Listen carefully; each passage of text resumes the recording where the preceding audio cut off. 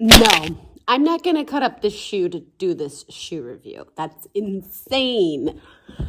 But I am going to review the La Sportiva Ultra Raptor 2 shoe and hopefully give you some information whether or not it's good for you. All right, well, welcome back to my channel. I'm Morgan, and thank you for looking at my review here on Crave the Planet. Please like and subscribe so I can keep making more videos. Enthusiastic, 2 thumbs up. The La Sportiva shoe, this is the Ultra Raptor kind of low top. It does come in a high top, and it does actually come in sort of wide sizes as well. I am enamored. This shoe is insanely good. It is amazing.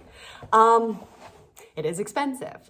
So I've tried a lot of shoes in my time. But let me say first that this is probably best for people who are kind of thicker, they got more muscle, or more just generally more weight on their body because of the structure of it. It's very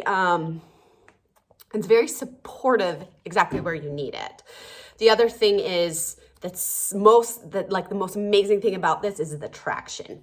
So it is 4.5 millimeters, these lugs right here. Rocks are not getting stuck in here, which is amazing. And it doesn't have anything here on the back end either to get caught on rocks or whatever. So I'm not doing a running review because my knees are a little too arthritic for that. But for hiking, especially mountain hiking or on rocky surfaces or hunting, backpacking, this is just a really, really great option. I picked mine up for about $160, so again, not the cheapest. I had previously been using the Ultras, which are 0 drop, and that was great. I really liked it because it's super comfortable at the beginning. But over time, I felt like my feet didn't adapt quite right, so I was getting a little bit of soreness in my midfoot, which I think I'm just a little too old for that. So switching to something that's a little bit more structured, with like a very solid midfoot, it just provided me a lot more staying power, longer. I could go longer durations before my feet started to ache or whatnot. So specs of the shoe, you do have a little bit of a heel. It's 9 millimeters, the heel drop, and it has a rock plate, here's some trash. It has a rock plate the whole length of the shoe. So unlike the Ultras, I'm not feeling the rocks, the pebbles, the uneven surfaces quite as much. The Ultras, I kind of definitely felt a lot more. And also, they wore out. The traction, the treading, it wore out in just one summer of use. So if you're in the market for something that is lightweight, they weigh about 1 pound and 4.8 ounces together. So they are still really lightweight, just like the Ultras, but they give you that heel rise, a much more robust rock plate, and the traction is just phenomenal. I joke like, oh, I feel like I'm a spider, like I'm not really having to brace my legs the same way as I was with the Ultras. So that's great.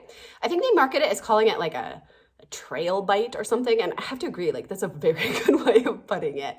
I think they've done the best at making a really lightweight, supportive, but it still is very flexible where you need it, like where your big toe is right here. It does also have a little bit of a rubber guard here, so if you are prone to kind of hitting your toes against rocks or stubbing your toes, that's nice.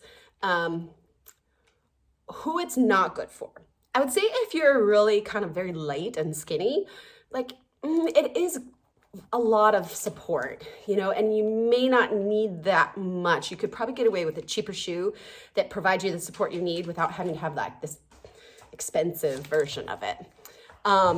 Also, if you're prone to twisting your ankles, I probably wouldn't use this for hiking, especially on uneven terrain. Shadow, come here, buddy. I would say either think about getting the mid version.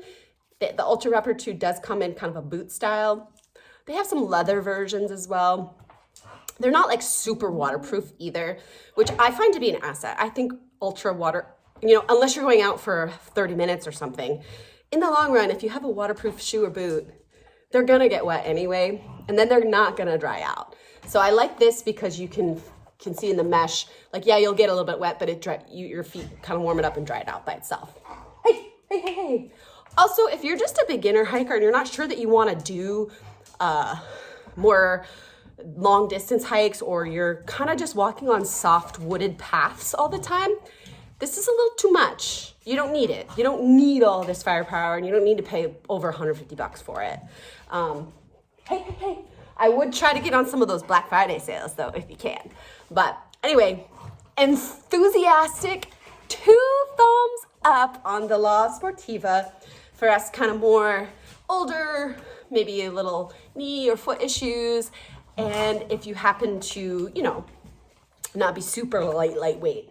I'm thinking for, my previous days with a lot of marathon and running or whatnot, this would be great for people doing trail runs that are long distance and they need that extra protection and grip. But if you're doing any kind of, again, soft wooded paths, hey, guys, stop. Come here. Why do you gotta wrestle when I go on video? Overkill. Don't need it. All right. Well, thank you very much for watching, and I'm definitely